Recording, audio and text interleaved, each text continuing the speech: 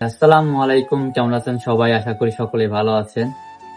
অনেকদিন পর আজকে একটা ভিডিও নিয়ে চলে আসলাম। তো আজকে কি হয়েছে, আমাদের একটা মুরগি ডিমে তা দিতেছিল, কিন্তু হঠাৎ করে দেখি যে মুরগিটা মারা গেছে।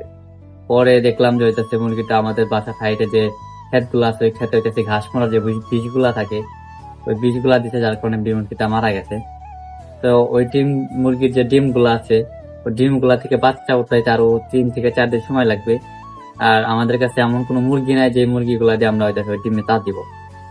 তো ডিম থেকে বাচ্চা ফোটানোর জন্য যে মেশিনটা বানাবো আমরা, সেটা হইতেছে এই মডুলের কাভার দিয়ে। এরপর আমি কাভারটা লাগাইতেছিলাম, আর সবাই একদিকে খেয়াল রাখবেন যেন কাভারটা যেন খুলে না যায়। এর জন্য আমি একটু টেপ লাগাই নিতেছিলাম। একটা জিনিস সবসময় খেয়াল রাখবেন যে যে সাইড দিয়ে ফাঁকা গুলো আছে, এগুলো একদম টিপ দিয়ে আটকাই দিবেন, যেন হাওয়াটা কোনো দিক দিয়ে বেরোতে না পারে। আমি এগুলো আটকাই দিতেছি। এরপর আমি ভালো করে কস্টিপ লাগাই নিতেছিলাম। আর যারা আমাদের চ্যানেলে নতুন, দয়া করে একটু আমাদের চ্যানেলটাকে সাবস্ক্রাইব করে দিবেন।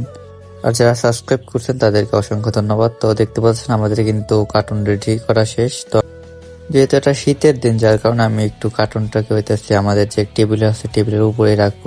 তো টেবিলের উপরে রাখার পর আমি ভিতরে হইতেছে যে তুলা আছে তুলাগুলো দিয়ে দিতেছিলাম। তুলা দিলে কি হয়, একটু কম বেশি হয়, যার কারণে তুলা দিয়ে দিতেছিলাম।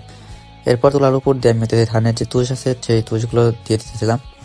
মানিকগঞ্জের ভাষায় যাকে বলে কুড়া, যাই হোক সেই কুড়া দিয়ে দিতেছিলাম। এরপরে আমি ডিমগুলো একটা একটা করে দিয়ে দিতেছিলাম। তো প্রথমে ডিমগুলো আমি গুনতেছিলাম যে কয়টা ডিম, পরে গোনার পর আমি একটু সুন্দর করে সাজিয়ে নিলাম। তো আমি ভিতরে একটা লাইট লাগাই দিয়েছি। তো লাইট লাগাই দেওয়ার পরে দেখেন হইতেছে, পরে ভাবলাম যে যেহেতু একসাথে হয়ে যাবে, তারপরে আমি 10টা কোয়েল পাখির ডিমও দিয়ে দিতেছিলাম।